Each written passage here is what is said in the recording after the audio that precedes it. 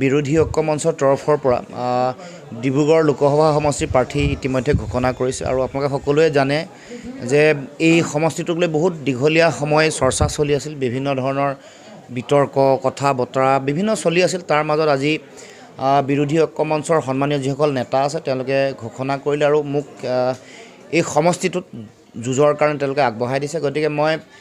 অসমবাসী ৰাইজৰ ওচৰত মই প্ৰথমে শ্ৰদ্ধা জনাইছোঁ সকলোকে সেৱা জনাইছোঁ আৰু আশীৰ্বাদ বিচাৰিছোঁ যাতে সকলো এই যি যুঁজ অন্যায়ৰ বিৰুদ্ধে ন্যায় প্ৰতিষ্ঠাৰ যিখন সংগ্ৰাম এইখনত যাতে মোক জয়লাভ কৰিবৰ কাৰণে যাতে শক্তি দিয়ে সাহস দিয়ে মতি দিয়ে তাৰ কাৰণে সকলোৰে পৰা মই আশীষ বিচাৰিছোঁ তাৰ লগে লগে কা বিৰোধী গণ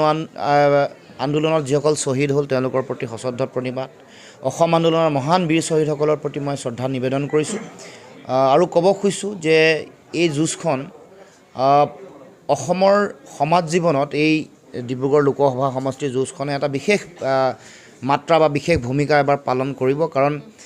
ডিব্ৰুগড়ত বিজেপি দলে প্ৰথমে তেওঁলোকৰ পুৰণা যিগৰাকী প্ৰাৰ্থী এইগৰাকী প্ৰাৰ্থীক তেওঁলোকে ইয়াৰ পৰা প্ৰাৰ্থিত্ব নিদিলে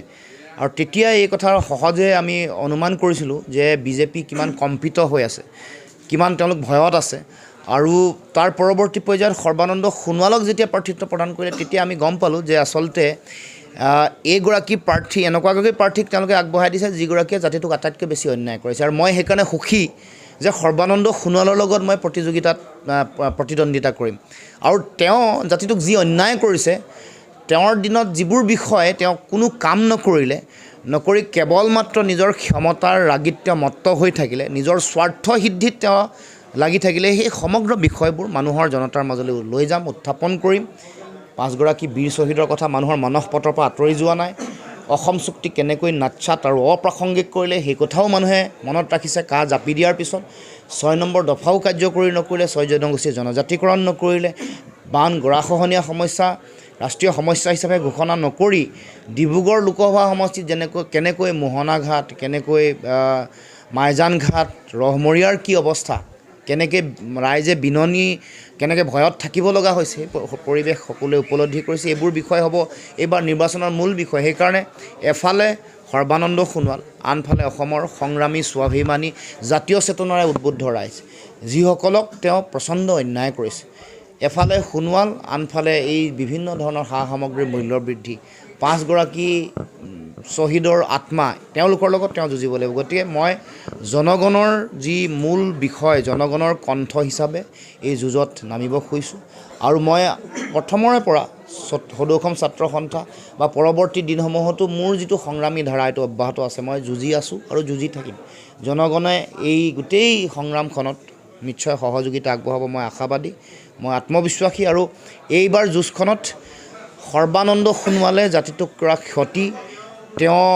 কৰা অন্যায়ৰ বিৰুদ্ধে শক্তিশালীভাৱে ৰাইজে অৱস্থান কৰিব আৰু ভোটৰ যুদ্ধত খুব বেয়াকৈ সৰ্বানন্দ সোণোৱাল ধাৰাশায়ী হ'ব এই কথা মই দৃঢ়তাৰে বিশ্বাস কৰোঁ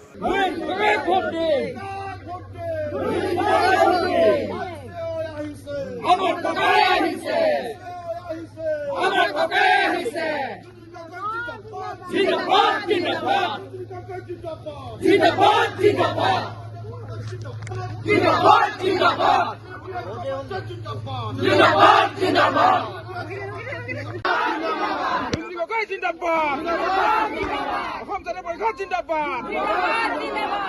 গগৈ জিন্দাবাদ অসম জাতীয় পৰিষদ জিন্দাবাদ দুৰ্নীতি গগৈ জিন্দাবাদ অসম জাতীয় পৰিষদ জিন্দাবাদ জয় আই অসম জয় আই অসম জয় আই অসম অসম জাতীয় পৰিষদ জিন্দাবাদ দুৰ্নীতি গগৈ জিন্দাবাদ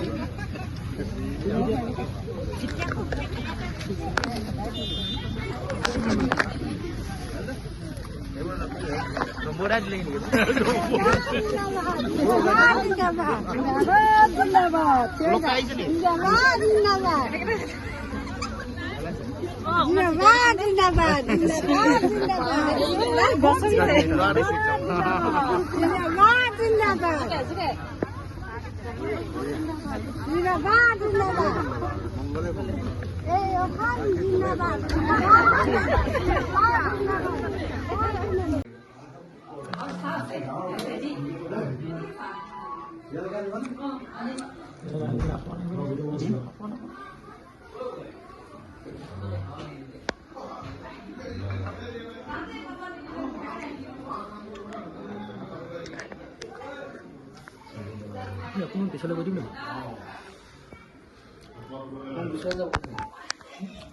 ঠিক আছে ঠিক আছে।